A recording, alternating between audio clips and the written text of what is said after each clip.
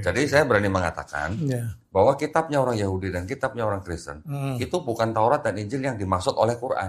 Ya menurut Ko Dondi gimana tuh kalau ada pemuka Islam mengatakan semua agama sama? Kenapa Inggris, Prancis kok mau membantu orang-orang Yahudi kembali ke ke tempat? Iya. Apa untungnya Palestina buat Inggris dan Prancis? Apa untungnya?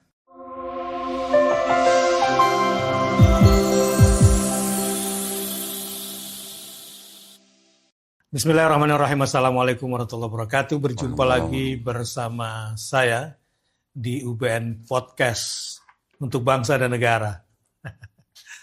Hari ini ada sesuatu yang besar menurut saya ya, yang akan kita bongkar. Kenapa genosida begitu kejam? Ada akar ideologi apa sesungguhnya? Ya, kalau kita dari bahasa Al-Quran memang sudah jelas tentang kesombongan yang mereka lakukan. Tetapi Amerika yang katanya negeri tempat orang belajar tentang ilmu dan peradaban, begitu total mendukung genosida ini. Dengan semua sandiwara politiknya. Saya tidak sabar untuk langsung saja berdiskusi dengan pakarnya. Beliau menyebutnya seorang krismologi. Ya, di situ ada Kristen, tetapi juga tentang Islam, sehingga padanan antara tauhid dan lawannya, yakni syirik dan nifak, itu bisa terbantahkan dengan keislamannya. Koh Dondi bersama saya. Assalamualaikum, Koh. Waalaikumsalam warahmatullahi wabarakatuh. Saya terima kasih banyak nih. Saya yang tersanjung nih. Sampai ke UBN Podcast, Masya Allah. Ini padahal tontonan saya. Terima kasih banyak. Sehat ya. Saya senang, jadi banyak juga menikmati videonya Koh Dondi. Dan cukup berisi ya. Gimana kabarnya sekarang, Koh? Alhamdulillah, saya dan teman-teman di Yayasan Garda Mualaf Indonesia, kami juga merasa bersyukur bahwa dakwah kami sekarang sudah mulai dikenal di masyarakat.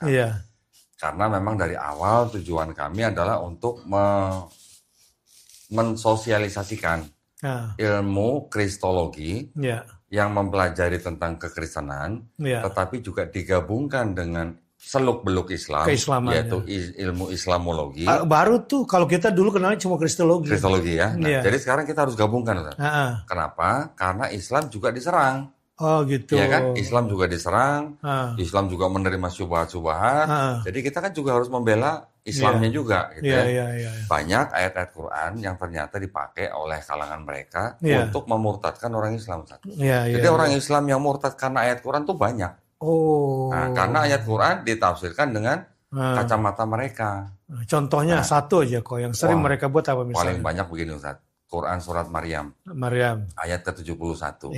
Dikatakan tidak ada seorang pun dari kamu yang tidak mendatangi neraka. Ya, itu adalah sebuah ketentuan yang sudah ditetapkan. Jadi mereka misionaris akan menggunakan ayat itu bertanya kepada orang Islam, ngapain kamu jadi Muslim kalau kamu sudah pasti masuk neraka? Coba. Ya, itu salah satu. Nanti ada lagi Quran di surat Ali Imran misalnya, ayat ke-45.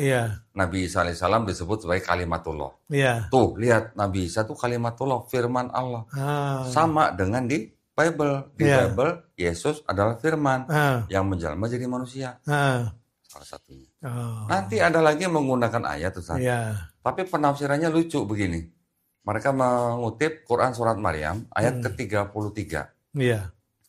Ketika Nabi Isa diceritakan bercerita atau berkata, semoga kesejahteraan diberikan kepadaku ketika aku dilahirkan, ketika aku diwafatkan, dan ketika aku dibangkitkan. Misionaris akan bilang, tuh lihat Nabi Isa sudah diwafatkan dan sudah bangkit. Iya, penyimpangan ya dari kan versi tafsir kita ya. Penafsirannya yang dari kacamata Kristen. Kristen. Karena di kitab mereka Yesus diceritakan disalib dan bangkit dari ketiga. Itu udah bangkit. Gara-gara orang Islamnya nggak baca Qurannya juga, ya dia kagak paham kan. Dia gampang kepancing. Betul. Jadi kita harus tahu seluk-beluk Islam juga dengan ilmu Islamologi yang kita gabungkan dengan Kristologi. Jadi sekarang saya sebut Krislamologi. Krislamologi. Bagus sih. Karena dulu zaman-zaman saya masih jadi santri, kan susah, nggak ada kristolog. Susah sekali, sangat jarang lah ya. Kebanyakan ya justru misionaris yang masuk berpura-pura Islam. Nah kali ini tangkisannya Kodondi dan teman-teman rupanya sangat efektif. Baik, hari ini judul kita tentang Zionis, Kristen Zionis ini. Waduh, berat ini. Orang awam biasanya tahu Zionis itu kan Yahudi ya, ya. Tapi ternyata ada Zionis Kristen ya. Gitu ya. Nah, ada apa di belakang misi mereka? Betul. Iya, jadi pertanyaannya ya saya sendiri terus terang baru baca sekilas gitu. Dan saya terkaget juga ya ada istilah Zionis Kristen ini. Tapi saya belum paham banget gitu ya. Kodondi bisa ceritakan nggak kira-kira atau kepada publik lah. Secara sederhana ya, apa itu Kristen Zionis itu? Mungkin mohon maaf sebelum saya jelaskan sedikit tentang Zionis Kristen. Mungkin masih ada teman-teman kita yang tidak tahu arti Zionis itu apa. Oke. Zion ya. Zion itu apa? Zion itu kan sebenarnya kan disebut dengan Bukit Sion. Bukit Zion. Atau Gunung Sion. Di mana di atas Bukit Sion itu terletaklah kota Yerusalem. Jadi Zionis adalah orang-orang Yahudi atau orang-orang Israel yang sudah terpencar keluar daripada Israel. Dan mereka menginginkan punya negara atau bangsa sendiri di Bukit Sion. Di Bukit Sion. Maka gerakannya disebut sebagai Zionis. Yang ya kita tahunya mungkin gerakan Zionisme atau paham Zionisme ini kan diawali oleh orang-orang Yahudi yang tinggal di negara tempat mereka itu mereka dipersekusi gitu. Terutama banyaknya di Eropa dan Eropa Timur, ya kan. Makanya ketika timbul gerakan Zionisme, mereka mencoba mendekati Ottoman, ya kan, melalui Sultan Abdul Hamid II, ya, siapa namanya yang disebut dengan Theodor Herzl inilah.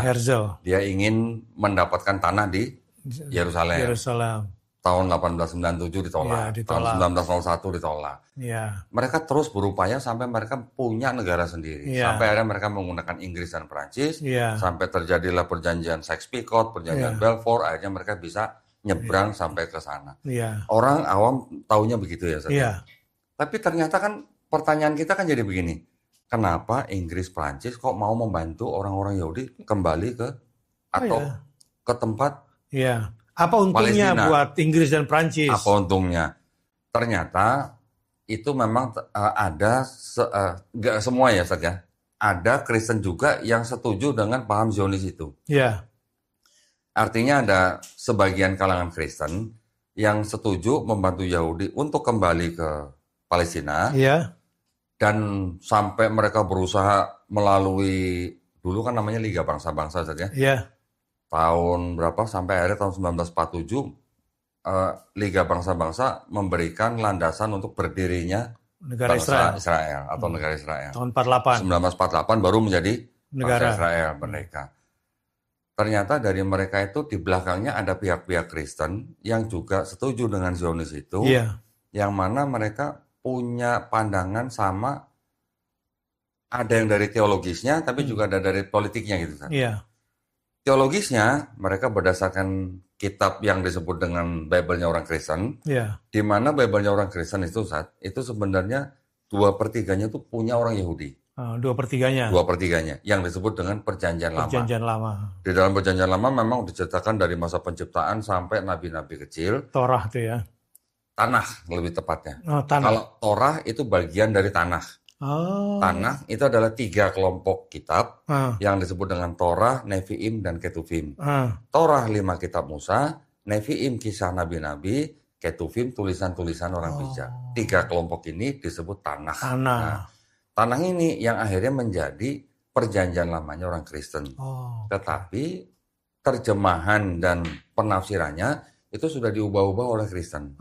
Sehingga seolah-olah Selain menceritakan tentang sejarah bangsa Israel, Tanakh ini oleh orang Kristen dianggap sebagai sudah membicarakan tentang akhir zaman dan juga kedatangan Yesus di kitab orang Kristen yang Perjanjian Baru. Itu yang sekarang terjadi dengan kitabnya orang Kristen. Jadi orang Kristen merasa menjadi bagian daripada perjalanan bangsa Israel ini, sehingga orang Kristen merasa menyebut diri mereka sebagai Israel rohani. Ya, kalau secara nasab nggak ada hubungan sama Israel. Nggak ada hubungan. Tapi karena ada kedekatan dengan kitab yang mereka pakai, sehingga mereka merasa mereka sebagai bangsa Israel secara rohani. Jadi kalau bahasa kita tuh anak ideologis lah gitu anak ideologis, ngaku-ngaku lah gitu. Ngaku-ngaku, rohani gitu. Ya, karena kitab Tanakhnya orang Israel ini kan hanya untuk orang Israel. Orang Kristen yang punya kitab sendiri, mereka juga punya tulisan sendiri atau kitab sendiri. Tetapi yang punya kitabnya Kristen ini menggunakan kitabnya orang Yahudi, tapi menggunakan kacamata orang Kristen. Ini ada perbedaan besar sebenarnya secara teologi. Tapi kalau secara politik, karena mereka merasa sebagai bangsa Israel rohani, mereka mendukung gerakan Zionisme itu, tapi tidak semua Kristen. Secara teologi bukannya mereka sama? Jauh beda, Ustaz. Beda ya? Yahudi sama Kristen, jauh beda. Maksud saya berani ngomong jauh beda nih. Ya tentu kan kalau dia kan Tuhannya Uzair kalau bahasa Quran ya. Tidak ini semua, tahunnya Isa misalnya gitu ya. Gini. Mohon maaf ya Ustaz ya. Kalau Ustaz menyebut Uzair berarti kan menyinggung Quran surat At-Taubah ayat ke-30. Ternyata tidak semua Yahudi menganggap Uzair sebagai putra Allah. Tidak semua Yahudi. Di ayat itu memang boleh kalau menurut pakar ya, itu hanya sebagian orang Yahudi yang berada di daerah Arab Saudi. Tapi kalau di Israel tidak menganggap Uzair sebagai putra Allah. Ini dari pakar-pakar ya. Maksud saya secara teologinya berbeda jauh begini Ustaz. Orang Yahudi enaknya pakai kitab ya Ustaz. Iya betul. Kalau ambilin yang itu kopernya. Maksud saya gini Ustaz. Orang Yahudi di dalam kitab mereka itu sebenarnya secara akidah, konsep ketuhanan dan konsep keselamatannya itu dengan Islam sama. Sama. Mereka juga tauhid, mereka juga mengenal konsep kenabian, mereka mengenal konsep keselamatannya juga dengan bertobat dan beriman. Sama dengan Islam. Kita orang bertobat, orang beriman, orang beramal soleh itu yang mendapat jannah. Mereka juga sama. Mereka juga mengenal sifat-sifat Tuhan mereka. Itu mereka anggap sama dengan Tuhan orang Islam. Jadi mereka berani bilang, orang Islam menyembah Tuhan yang sama dengan mereka. Yaitu siapa? Tuhannya Abraham, Ismail, Ishak, dan Yakub. Mereka berani ngomong begitu. Jadi ketika orang Yahudi pergi ke suatu tempat Ustaz, dan mereka tidak menemukan sinagog, mereka diperbolehkan masuk masjid untuk melakukan tefilah. Tapi mereka dilarang masuk gereja. Karena mereka anggap gereja itu tempat menyembah berhala. Berhalanya siapa? Yesus. Gitu. Ini kelompok Yahudi yang mana ini? Mayoritas atau tidak itu? Mayoritas. Gini, ini sampai periode kapan dia ada seperti itu? Apakah masih ada juga sekarang? Sekarang masih ada. Bahkan ada juga yang disebut dengan kalangan mereka yang disebut dengan kelompok ortodok.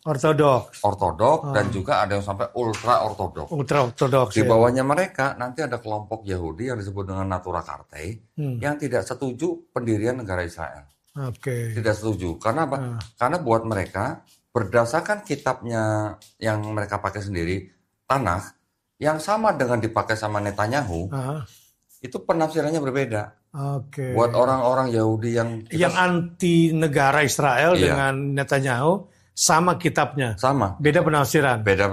Jadi yang anti negara Israel itu kita sebut sebagai Yahudi yang rabbinik ya Ustaz ya. Rabbinik. Kalau Yahudi yang menjadi Kristen disebut Yahudi Mesianik. Nah, kalau yang Netanyahu itu Yahudinya nggak jelas gitu. Karena dia tidak. Yahudi politik aja lah ya. Politik, kalau dia murni politik. Tetapi sayangnya Netanyahu juga mencoba menafsirkan ayat-ayat di dalam Tanakh sesuai kepentingan politiknya. Dia tetap pakai Tanakh juga ya. Tetap sama pakai Tanakh. Tapi sejalan dengan hawa nafsu politiknya. Betul. Satu ayat yang dikutip oleh Netanyahu itu yang paling sering dia kutip itu adalah di surat Kejadian pasal 12 ayat 3. Bunyinya kira-kira gini Ustaz.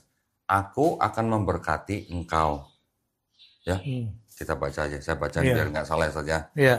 aku akan memberkati orang-orang yang memberkati engkau. Yeah. Nah, engkau ini maksudnya siapa? Abraham atau Nabi Ibrahim alaihissalam kita kenal. Dan mengutuk orang-orang yang mengutuk engkau. Dan olehmu semua kaum di muka bumi akan mendapat berkat. Ini ayat sering dipakai sama Netanyahu sebagai dalil bahwa mereka boleh membasmi orang-orang yang membenci mereka. Atas nama keberkatan itu semua. Atas nama keberkatan ini. Jadi boleh dikatakan Netanyahu menggunakan ayat ini untuk mempersempit makna. Gitu. Maknanya dipersempit, jadi ini ada hubungan dengan negara Israel yang sekarang.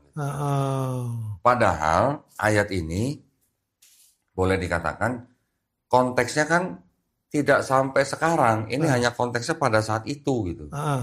Ini ayat konteksnya hanya ayat yang bersifat spiritual dan istilahnya berlaku untuk Abraham dan keturunannya. Ya, nah, secara teritorial, secara keturunan untuk mereka aja. Ya, nah mungkin kalau Ustadz Bakhtiar Nasir mempelajari kitabnya mereka, di dalam karakteristik bangsa Israel itu sangat menjunjung tinggi yang namanya hak kesulungan.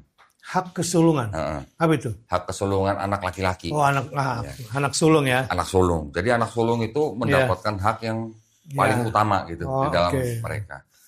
Sehingga sampai ketika kita dengar mungkin cerita Nabi Ismail alaihissalam, Nabi Ishak alaihissalam di dalam kitab mereka, itu Nabi Ismail kan diusir bersama ibunya. Yang mendapatkan hak adalah Ishak. Ishak inilah yang dianggap sebagai leluhurnya bangsa Israel sekarang. Berdasarkan tulisan-tulisan itulah mereka menggunakan itu untuk menguasai Israel, Palestina zaman sekarang. Tapi berdasarkan tulisan-tulisan seperti itu. Nanti bahkan diceritakan lagi Ishak punya anak Yakub. Yakub ini punya saudara kembar namanya punya saudara kembar namanya Esau.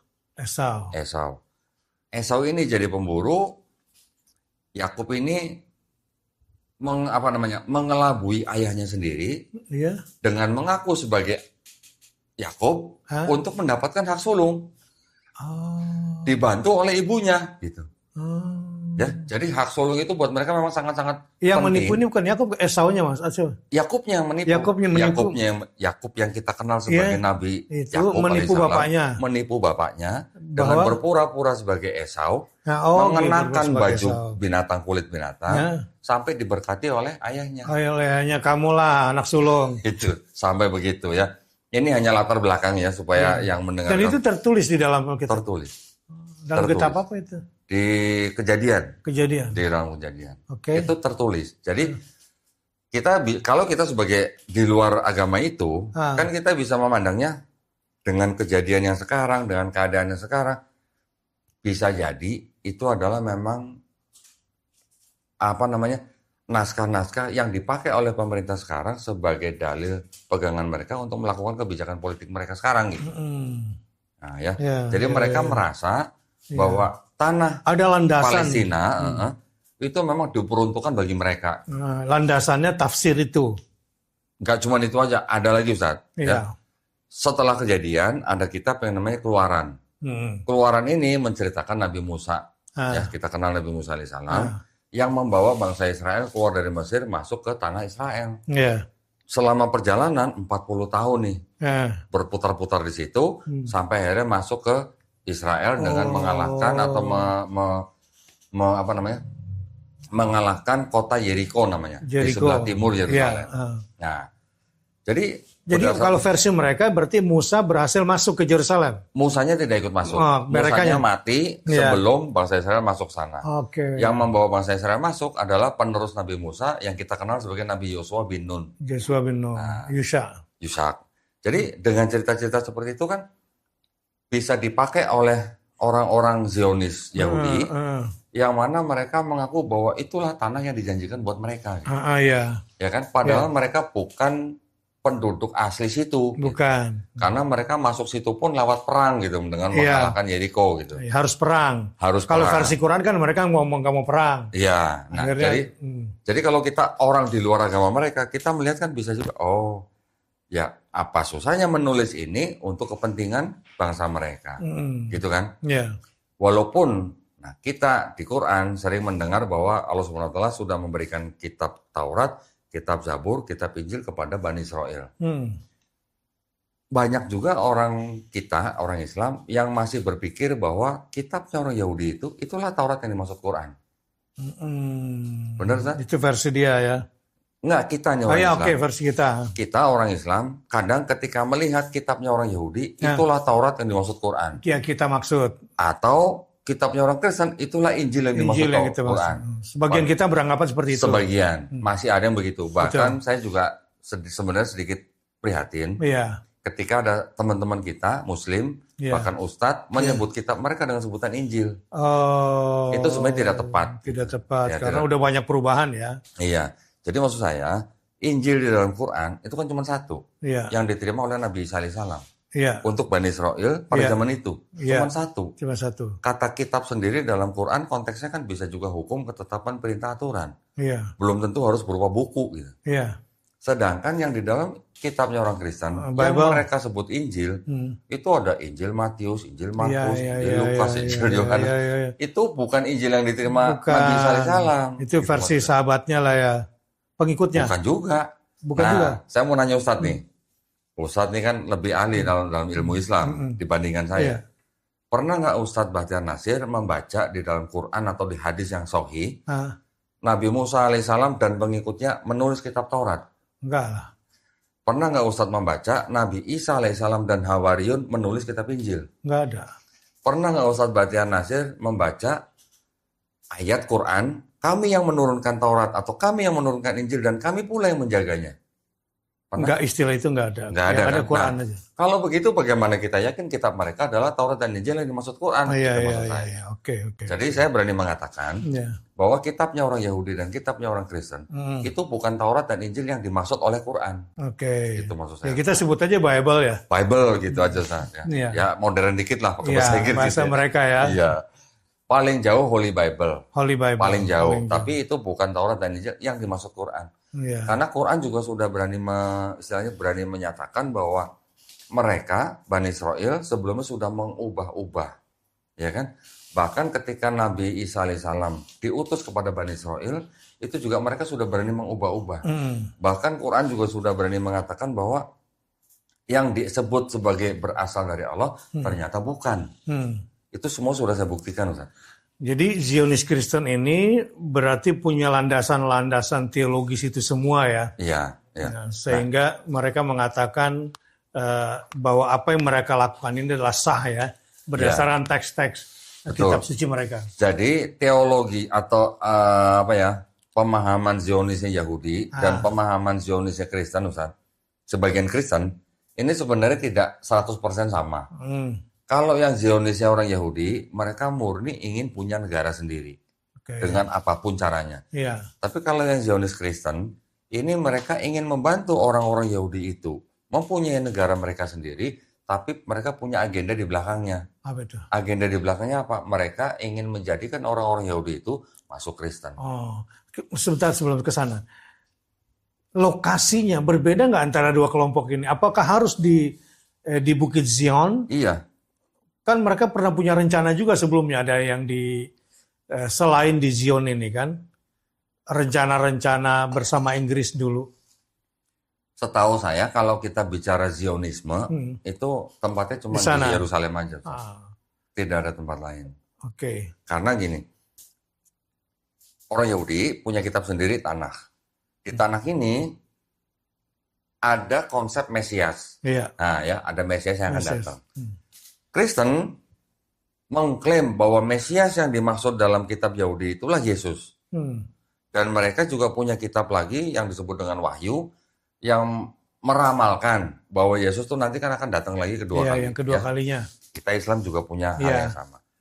Tetapi di dalam perbedaannya, orang Kristen menyatakan bahwa Yesus yang akan datang itu sebagai hakim yang adil dan sebagai Tuhan. Sebagai Mesias yang dijanjikan, makanya dia disebut Tuhan. Gitu. Nah, ini agak berbeda dengan Yahudi, Ustaz nih. Mesiasnya yang dalam kitab Yahudi, itu dia mempunyai beberapa syarat. Syarat pertama, yang datang Mesias itu benar-benar manusia, bukan Tuhan yang jadi manusia. Ini kata orang Yahudi. Mesias yang akan datang itu, itu harus keturunan Raja Daud melalui anaknya Salomo atau kita kenal Nabi Sulaiman. Mesias yang akan datang itu nanti datang ketika di seluruh dunia sudah tidak ada perang. Mesias yang akan datang itu nanti akan datang ketika seluruh manusia di bumi ini sudah mengenal Hashem atau Tuhan Yang Maha Esa. Hashem. Mereka sebut Hashem. Mereka tidak boleh sebut yang 4 huruf itu Yod, He, Vav, He. Mereka ganti dengan Adonai atau Hashem. Dan di dalam kitabnya orang Yahudi itu tidak ada konsep Mesias yang akan datang itu datang menyelesaikan misi, pergi, datang lagi. Nggak ada begitu. Nggak ada istilahnya PP gitu, nggak ada. Tapi kalau di Kristen, kitabnya Kristen menceritakan bahwa Yesus itu Mesias, dianggap Yesus itu keturunan Daud, tapi melalui ayah tiri. Gitu.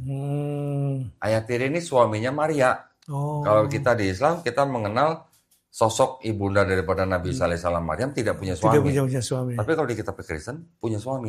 Namanya Yusuf. Dia dianggap sebagai keturunan Raja Daud melalui Salomo. Tapi kan ayah tiri. Karena di dalam kitab Kristen mereka juga menceritakan Yesus lahir dari Roh Kudus. Ya, bukan hasil hubungan badan antara Maria dan Yusuf. Itu menurut orang Yahudi, kalau anak tiri atau anak adopsi itu tidak bisa diklaim sebagai anak keturunan Daud melalui Salomo. Ketika Yesus lahir masih ada perang. Zaman sekarang juga masih ada perang. Ketika Yesus lahir masih ada banyak orang yang tidak mengenal Hashem. Bahkan sampai sekarang ada orang-orang pedalaman yang tidak mengenal Tuhan Yang Maha Esa. Jadi buat orang Yahudi, Yesus bukan Mesias yang dijanjikan. Buat orang Kristen, Yesus Mesias yang dijanjikan. Nah, perbedaan konsep Mesias ini yang sekarang boleh dikatakan sama Kristen ini diikutin dulu. Tapi ketika Yahudinya sudah menguasai Yerusalem, sudah menguasai Palestina, nanti Kristen yang ini yang akan mengkristenkan. Nah, gitu. Karena mereka membantu lewat Prancis, lewat Inggris, lewat Amerika. Secara politik kan mereka sekarang punya semua gitu. Jadi nanti siapa yang menang menggunakan istilah Mesias itu ya. Jadi Mesias Kristen yang dipakai nanti, bukan Mesias Yahudi ya. Maunya orang Kristen begitu. Begitu. Tapi sekarang dipakai dulu. Iya. Sekarang mereka seperti seolah-olah mendukung Yahudi sebagai istilahnya kakak tua mereka gitu lah. Jadi inilah artinya Kristen Zionis yang di Amerika yang mendukung itu sekarang. Iya. Kalau evangelical sendiri apa itu? Evangelical itu kan istilah untuk penyebaran agama mereka. Ya. Dan yang mengikuti tafsir atau paham Zionis Kristen ini tidak semua Kristen, Ustaz. Hanya kalangan evangelical konservatif saja.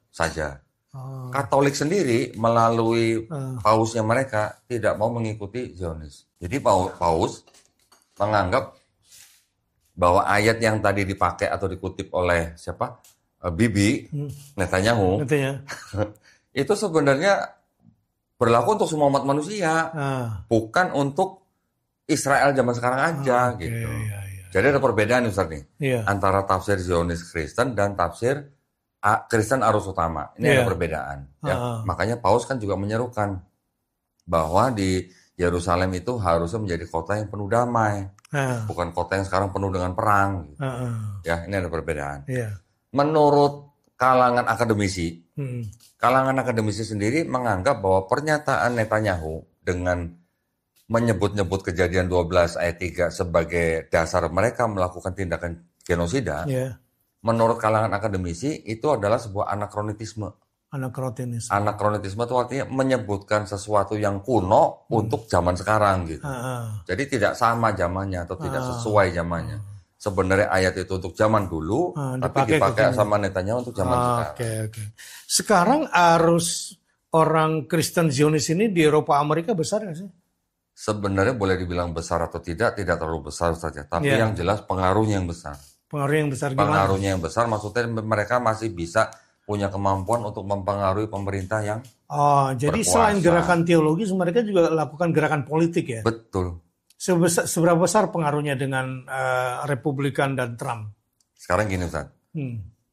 Siapapun yang menang jadi presiden di Amerika, mereka harus pergi ke Yerusalem dulu kan? Iya, betul. Harus ke tembok ratapan dulu kan? Betul. Berarti pengaruhnya besar ya. Yahudi itu juga sangat besar. Jadi artinya siapapun presiden siapapun presiden di Amerika, dari Demokrat maupun Republik, tetap aja harus ke Demokratapan dulu. Sebagai apa? Sebagai yang menyandang disebut dengan apa ya? Bintang Daud gitu. Ya. Artinya kalangan Zionis Kristen ini pun juga sebenarnya mungkin mempengaruhi juga kebijakan politik Amerika sampai mereka harus bisa mendukung Yahudi sebesar-besarnya, karena Presiden Amerikanya aja harus setor muka ke sampai Trump aja bisa memindahkan ibu kota. Kan artinya apa? Pengaruh politik sangat kuat. Besar gitu. Tapi itu nggak berpengaruh di Demokratnya. Saya rasa tetap ada pengaruhnya. Tetap ada pengaruhnya ketika berurusan dengan Israel. Ketika berurusan dengan Israel, pengaruhnya sama. Tetap ya. Nah, tinggal terkait dengan Timur Tengah ya. Nah, tinggal bagaimana pengaruhnya Zionis Kristen dan Zionis Yahudi ini yang di belakang pemerintah Amerika ini saling mempengaruhi. Gitu. Tapi mereka saling mendukung sebenarnya, bukan bertentangan. Pertentangannya nanti kalau sudah Yahudi itu berhasil dikristenkan. Di situ nanti pertentangannya. Iya. Akan ada ke situ nanti perjalanannya. Urusannya ke situ. Tapi mereka saling saling tahu nggak situasi ini? Bahwa ada rencana dari kelompok Kristen ini untuk mengkristenkan si Yahudi. Si Yahudi ini sadar nggak? Yahudi ini tahu. Yahudi ini juga tahu. Makanya saya punya seorang teman rabi, rabi. Dia sekarang tinggal di Israel. Namanya Rabbi Tovia Singer. Dia sekarang berada di sebuah kelompok yang menentang upaya-upaya orang Kristen yang ingin memurtadkan orang Yahudi. Ya. Jadi sekarang di Yerusalem banyak orang-orang Kristen, misionaris sudah ke sana. Sudah banyak yang ke sana dan berusaha mengkristenkan orang-orang Yahudi. Oh gitu. Dan mereka dari kelompok Mesias ini tadi ya? Macam-macam. Nah, ini tercampur. Kalau ini tercampur. Jadi kalau yang Zionis Kristen punya kelompok sendiri, tapi orang-orang Kristen yang mungkin tidak ikut Zionis Kristen pun juga mengirimkan misionaris ke Yerusalem. Ke Yerusalem juga. Yang mungkin juga dibiayain sama yang Oke, dakwah mereka nih kalau saya menyebutnya dakwah atau misi mereka mengkristenkan orang Yahudi, apakah juga mereka lakukan terhadap orang-orang Kristen di dunia ini? Iya, tapi mereka juga melakukan kristenisasi di seluruh dunia, termasuk Paus, termasuk Vatikan. Paus pun dikristenkan sama dia? Bukan. Katolik dan Protestan ini sama-sama melakukan kristenisasi. Bahkan Paus sendiri melalui Konsili Vatikan yang kedua tahun 1965 juga menyerukan untuk kristenisasi ke seluruh dunia. Ya. Yang Kristen Protestan juga melakukan hal yang sama, misionaris juga. Bahkan mereka melakukan beberapa gerakan yang kalau saya bilang tuh kontekstualisasi misionaris di lapangan. Kita menyebut dengan sebutan apa? C1 sampai C6. Iya. C1 sampai C6 ini sebenarnya sederhananya begini Ustaz. C1 itu Ustaz, mereka mendirikan tempat ibadah dan melakukan kebaktian mereka dengan bahasa dari asal mereka. Misalnya dari Belanda menggunakan bahasa Belanda.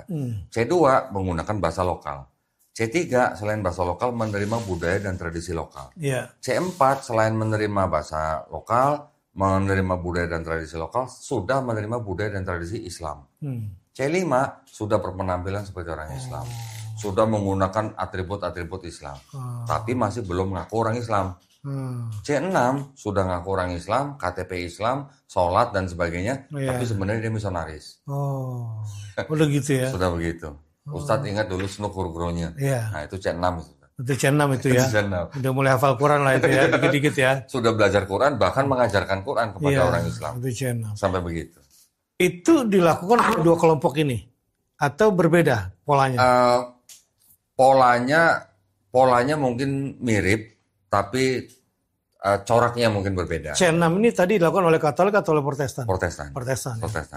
Kalau yang Katolik itu lebih banyak membangun tempat ibadah. Nah, dari situ baru dia menarik orang-orang untuk masuk. Ini sedikit. Saya ingat Ustaz, mohon maaf ya Ustaz ya. Tahun 2017 di Malang Selatan dibangunlah gereja Katolik besar. Setiap orang kampung yang masuk gereja keluar dari gereja 100.000 per kepala.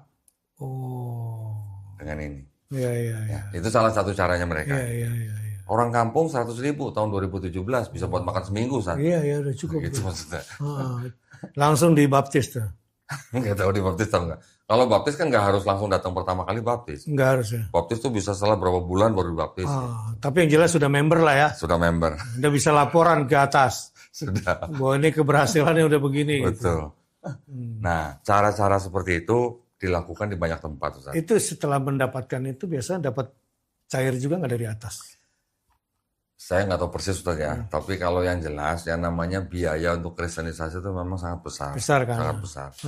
Bahkan Ustaz ingat sendiri beberapa tahun yang lalu orang di Itali pada protes, pada demo. Kenapa? Karena pendapatan mereka dipotong kepada Vatikan, setor ke Vatikan. Nah sama Vatikan buat apa? Ya buat kristenisasi itu.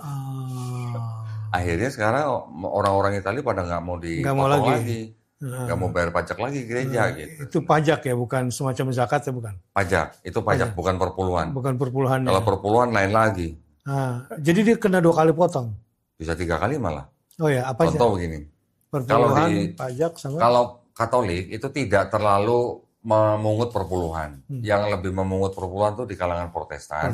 Itu pun kalangan tertentu, biasanya yang karismatik. Iya. Perpuluhan itu adalah sebenarnya zakatnya orang Kristen. Sebenarnya bukan gitu ya. Awalnya itu diambil dari kitabnya orang Yahudi, Ustaz. Iya. Itu adalah zakatnya 11 suku Israel kepada satu suku Israel yang menjadi marbot gitu. Jadi 12 suku Israel, ada satu suku namanya suku Lewi. Ini yang mengurusi bait suci. Dia sebagai marbotnya. Dia sebagai marbotnya. Yang lain bayar suku lain bayar 1/10 kepada itu mereka. Ceritanya begitu. Tapi syaratnya harus dilakukan di bait suci. Ngasih perpuluhannya. Pada masa itu. Dan harus di tanah Israel. Ketika sekarang bait sucinya sudah tidak ada. Orang Yahudi sudah tidak melakukan perpuluhan. Tapi orang Kristen yang mengambil dokumennya orang Yahudi masih menarik perpuluhan. Padahal menurut pendiri agama Kristen sendiri yaitu Paulus, hukum Taurat yang ada di kitabnya orang Yahudi itu sudah dibatalkan dengan matinya Yesus di atas kayu salib. Ya, jadi menurut pendiri Kristen, hukum Taurat itu sudah batal karena Yesus sudah mati di atas kayu salib buat menebus dosa manusia. Jadi orang di luar Yahudi tidak perlu ngikut hukum Taurat. Gitu. Jadi makanya tidak perlu sunat, ya kan? Semua makanan halal. Tapi perpuluhan jalan terus. Berarti kan ada yang comot-comot gitu. Orang gereja di Indonesia atau di seluruh dunia yang memungut perpuluhan, mereka akan mengaku sebagai orang suku Lewi rohani. Dikit-dikit rohani, tapi terima duitnya bukan duit rohani. Itu perpuluhan. Nanti ada lagi yang namanya buah sulung, Ustaz. Buah sulung? Buah sulung itu artinya begini. Contoh misalnya saya nggak pernah kerja sama sekali. Pertama kali saya kerja, kan saya dapat gaji. Gaji saya 100% buat gereja. Itu namanya buah sulung. Gaji pertama saya 100% buat gereja. Gaji pertama. Berapapun. Itu namanya buah sulung. Jadi saya sampai sekarang mereka lakukan. Masih ada. Beberapa denominasi gereja tertentu, tidak semua gereja, Ustaz. Tidak semua gereja. Yang ketiga tadi yang apa namanya? Kayak kita infak atau sedekah lah. Mereka juga ada. Disebutnya kolekte gitu. Tapi nggak ada angkanya. Nah, kalau yang kolekte bebas. Nah, terkait dengan gerakan Kristen Zionis ini, dana ini juga digunakan oleh mereka untuk mobilisasi gerakan mereka. Pasti, Ustaz. Pasti. Nggak itu usah. Besar. Apa lembaganya gitu? Lembaganya nggak cuma satu. Itu banyak. Dan itu pun tidak hanya mengurusi Zionis Kristen, Ustaz. Ya. Yang saya tahu, ada kira-kira 80 organisasi Kristen di Amerika yang mendukung Zionis Kristen dan juga mendukung gerakan apa? Islamofobia. Islamofobia juga didukung oleh dia ya. Itu bagian daripada gerakan dia ya. Betul. Jadi berpengaruh kuat dong ini ya secara politik luar negerinya. Kuat. Jadi kita orang luar Amerika melihat Amerika sebenarnya bukan negara yang menjalankan syariat Kristen kan saja. Tapi kan hampir semua kebijakannya ya berdasarkan dari kalangan Kristen. Ya. Mereka tidak mengaku sebagai negara Kristen, tapi kebijakan politik luar negerinya selalu. Iya, artinya gitu. Amerika sebagai sebuah state ya kan memang tidak mau disebut sebagai negara agama ya. Tapi faktanya dikendalikan ya sebetulnya. Tetap. Baik dalam maupun luar negerinya ya. Oleh kelompok ini ya. Karena kekuatan lobby dan kekuatan suara mereka. Juga kekuatan materi mereka. Karena di belakang pemerintah Amerika sekarang juga ada orang-orang Yahudi yang sangat kuat dalam finansial. Misalnya George Soros. Nah, mau membolak-balikan keuangan suatu negara kan gampang sekali. Kita tahu George Soros. Dulu Argentinanya hancur kan. Betul. Indonesia dulu hampir mungkin ya. 98. Jadi di belakang pemerintah Amerika Serikat juga ada orang-orang Yahudi yang sangat kuat secara finansial. Jadi mereka punya pengaruh besar di situ. Tetapi ironisnya di Amerika pula ada orang-orang Yahudi yang tidak setuju berdirinya negara Israel. Yang tadi saya bilang. Kelompok rabis. Kelompok-kelompok Yahudi yang ortodok, yang paling vokal itu kelompok yang disebut dengan Natura Cartae. Yang mereka bilang bahwa belum waktunya negara Israel itu didirikan. Belum waktunya. Kalau ditanya kapan dong kalau begitu? Nantinya kapan? Nanti nunggu apa? Nunggu firman Tuhan. Mesiasnya aja belum datang, Nabi Elia aja belum menitis katanya. Jadi Ustaz, menurut orang Yahudi yang percaya Mesias yang akan datang itu, sebelum Mesias turun itu nanti Nabi Elia akan turun dulu. Jadi yang menahbiskan Mesias yang dijanjikan itu adalah Nabi Elia. Itu. Makanya di dalam kitab mereka, Nabi Elia itu tidak mati dikubur tapi diangkat ke surga. Jadi ada kaitan-kaitannya sama akidah kita juga dong ya?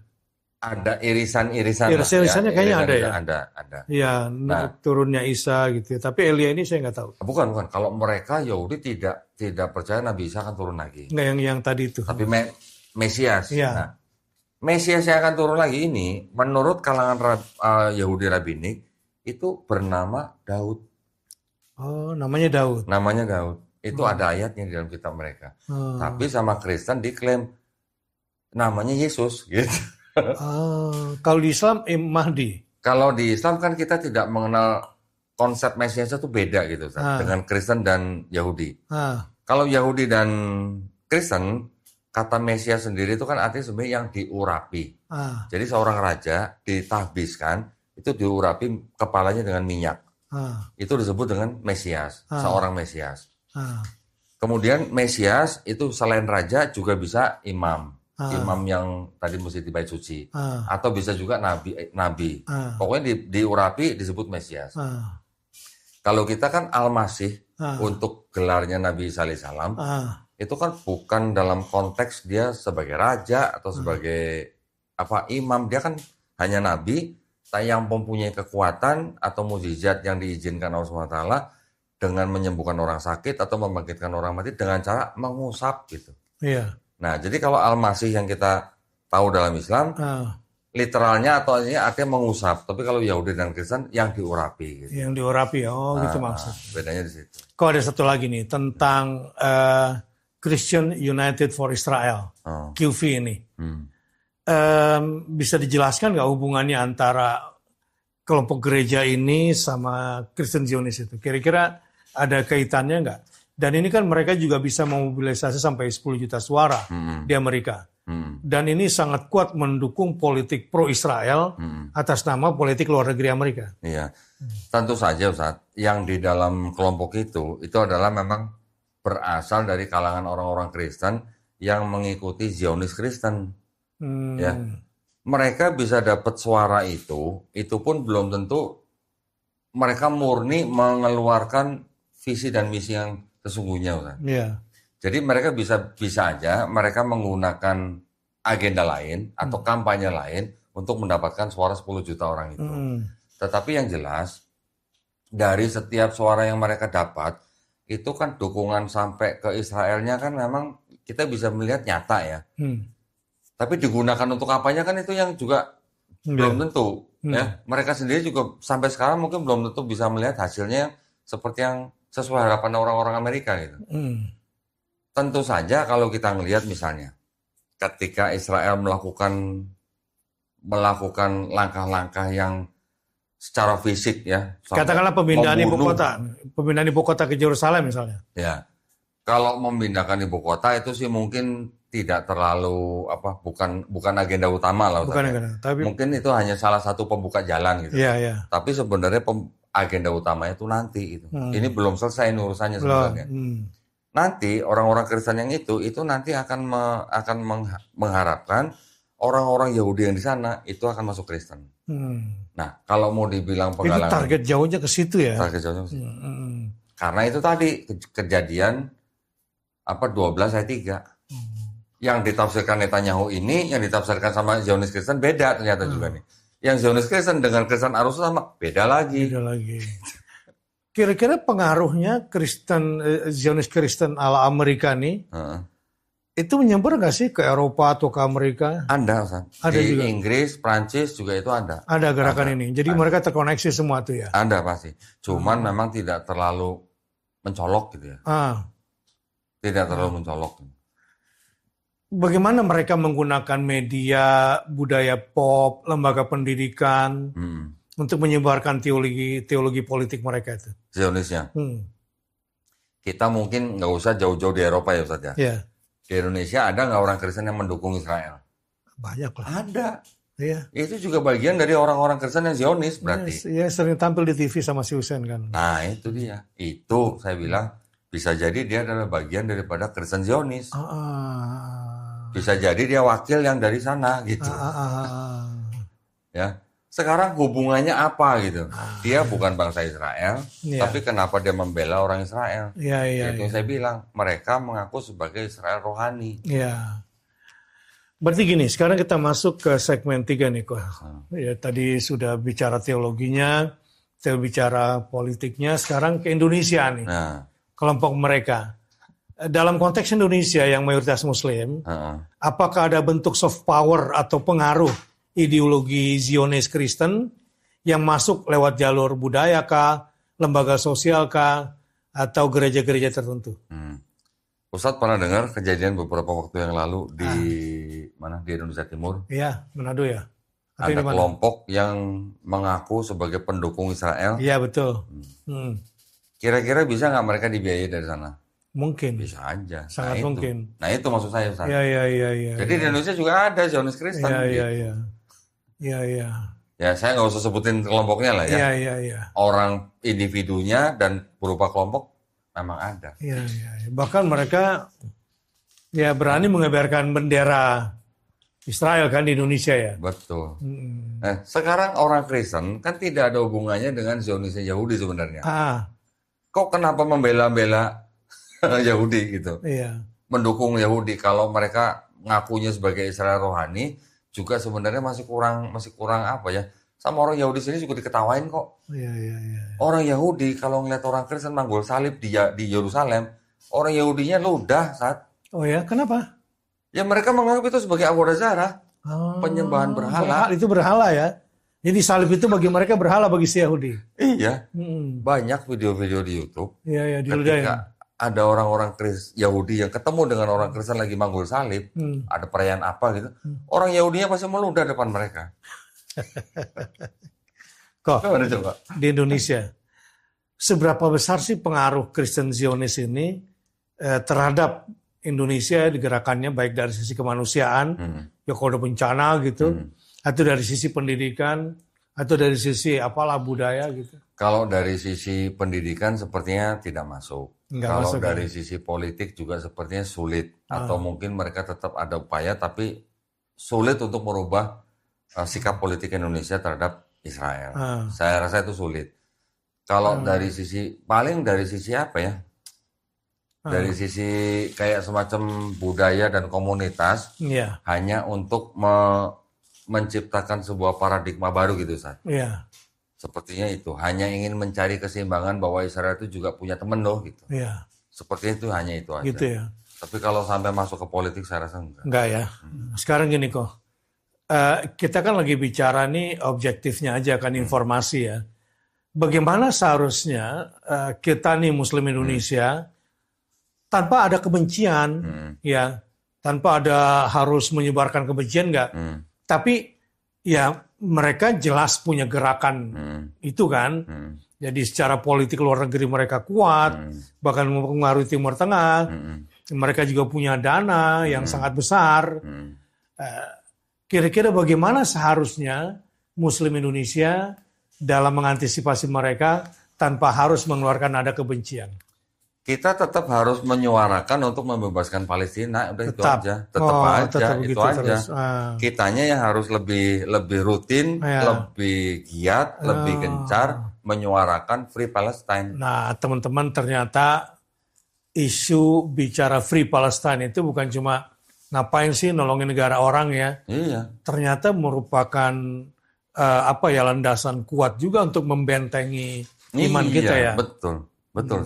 Karena dengan kita menyuarakan Free Palestine, kita sebenarnya kan tidak hanya menyuarakan tentang, bukan karena saudara-saudara Muslim kita di Gaza ini orang Muslim, bukan. Tapi kan tidak perlu menjadi orang beragama untuk menyuarakan Free Palestine sebenarnya. Karena mereka sudah menjadi korban kekerasan gitu. Terlepas daripada ada agenda apa, yang jelas sudah ada korban. Bahkan sampai, nah ini kan jadi gak seragam nih ceritanya. Di sini ada Kristen yang membela Israel, tapi Paus sendiri menyuarakan lain lagi. Lain lagi. Kan? Berarti kan sebenarnya untuk menyuarakan Free Palestine tidak perlu beragama sebenarnya.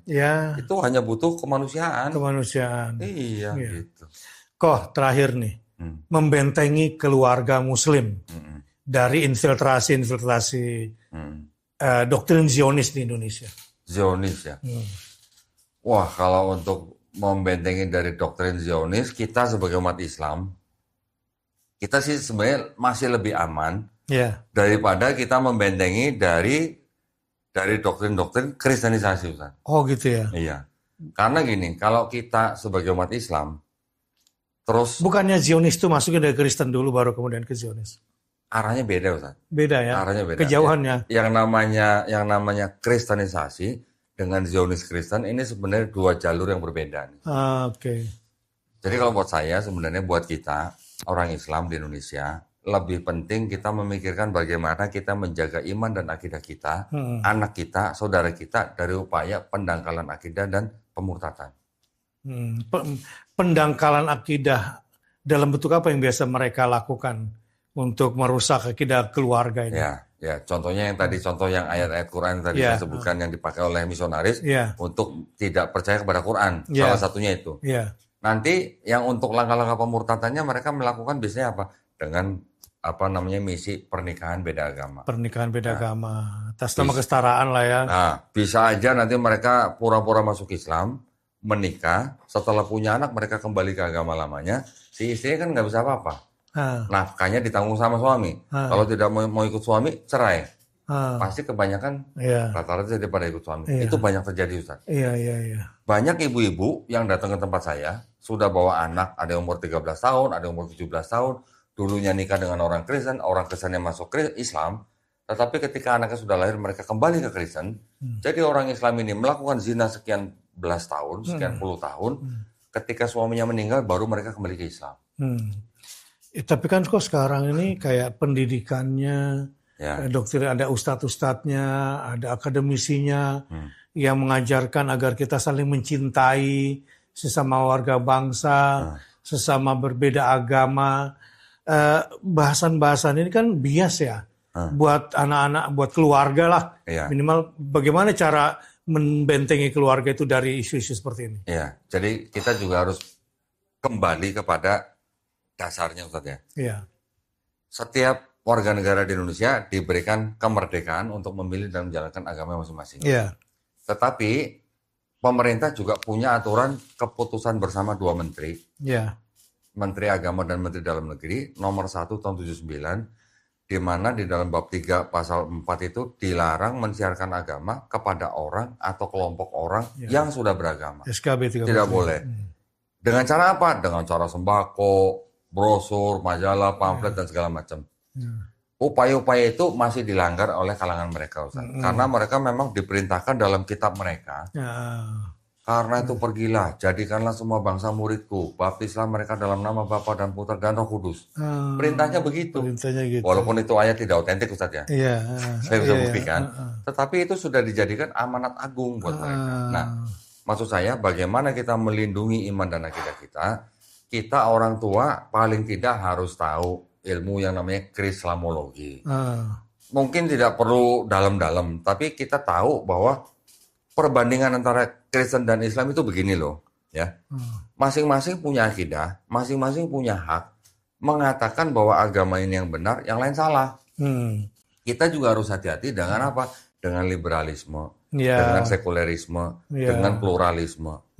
Pluralisme ini yang kadang-kadang membawa kita menjadi akidah kita jadi turun. Nah ini dia agenda-agenda ini kok. Coba lebih spesifik di situ. Tokohnya kah, lembaganya kah? Kira-kira gimana kok? Saya mungkin nggak usah sebut tokoh. Isyaratnya aja lah. Isyaratnya begini. Misalnya apa yang dia bawa gitu. Isyaratnya begini. Pernah nggak kita menonton, misalnya di TV atau di media sosial, seorang pemuka agama Islam bisa mengatakan semua agama sama? Iya. Ya menurut Ko Doni gimana tuh kalau ada pemuka Islam mengatakan semua agama sama? Itu berarti orang yang ngomong itu dia istilahnya akidahnya sudah bukan Islam kalau begitu. Astagfirullah. Karena kalau dia ngomong semua agama sama, dia sedang menentang inna dina indallahil Islam. Iya. Betul nggak? Betul. Jadi maksud saya begini, setiap agama itu berhak mengatakan bahwa agama dia yang benar, yang lain salah. Iya. Kita orang Islam harus berani ngomong bahwa agama Islam itu yang benar, yang lain salah.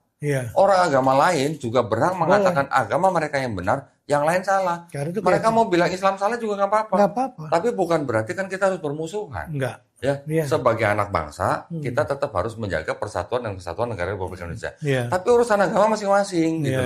Jangan bilang semua agama sama. Kalau semua agama sama, emang Tuhannya sama. Emang konsep keselamatannya sama kan beda. Konsep peribadatannya juga sama apa enggak? Gitu. Jadi maksud saya, kita sebagai orang Islam harus benar-benar berlandaskan Quran, Ustaz. Di Quran sudah dijelaskan inna dina indallahil Islam. Bagaimana kita bisa menerima semua agama sama gitu. Kan sudah jelas beda jauh gitu, Ustaz. Kalau sekarang kurikulum berbasis cinta kok. Ada lagi Kak. Bahkan beberapa waktu yang lalu yang saya tahu, Ustaz, ya, di kurikulum pendidikan anak SD SMP itu ada pertanyaan-pertanyaan yang sudah disisipin. Contohnya. Ada pertanyaan dalam ulangan. Agama Yahudi dibawa oleh Nabi Musa. Siswa kan suruh menjawab betul atau salah. Kalau siswa jawab betul, gimana menurut Islam? Bermasalah. Tapi kan kalau siswa jawab salah, sama gurunya disalahin. Salah. Berarti kan itu tidak sesuai dengan akidah Islam. Kan? Mana ada agama Yahudi dibawa oleh Nabi Musa? Buat orang Yahudi ya monggo silakan, tapi buat orang Islam kan bukan. Nabi Musa alaihissalam tetap membawa Islam. Nah, contohnya seperti itu. Agama Kristen dibawa oleh Nabi Isa. Nah, yang begitu kita harus hati-hati. Saya juga pernah dihubungin oleh beberapa pengajar, bahkan dari kalangan dari sekolah tinggi Islam sendiri malah, yang mana masih ada hal-hal seperti itu yang menjadi tantangan buat mereka untuk dihapuskan gitu. Jangan sampai masuk juga sampai ke dalam lembaga pendidikan Islam.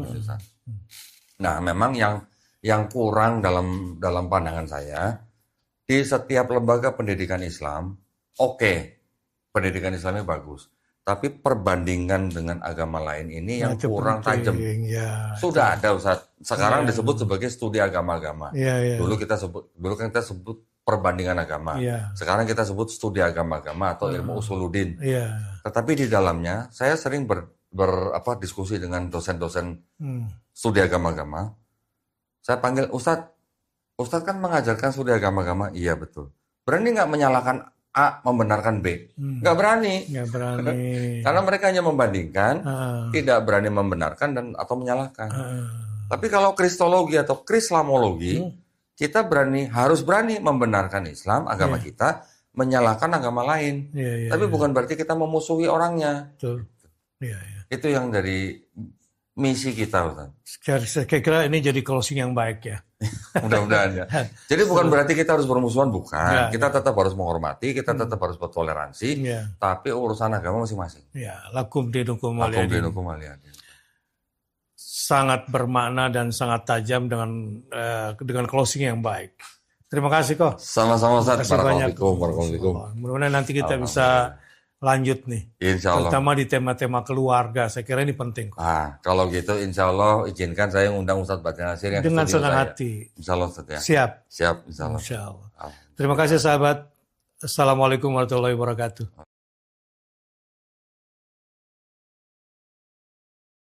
Gaza memanggil saudara-saudara, di antara tujuan kita berzakat adalah untuk membersihkan jiwa dan harta kita. Selain itu, di antara maqasid daripada zakat adalah kepentingan mustahik si penerima. Hari ini, kebutuhan mereka dan kebutuhan kita untuk membersihkan harta telah bertemu pada momen yang sangat tepat. Bersama program yang sangat tepat juga di Laznas Akal. Dalam program Zakatin Gaza. Iya, zakat di Gaza adalah mendukung perjuangan para pejuang. Man jahaza ghazian faqad ghaza. Yang membekali para pejuang berarti dia juga sedang berjuang bersama pejuang. Jadi zakat ini sangat istimewa, berlapis keberuntungan. Maka berzakatlah bersama program Zakat in Gaza. Allahu Akbar. Free Palestine, birruh, bidam, nafdik ya Gaza. Wassalamualaikum warahmatullahi wabarakatuh.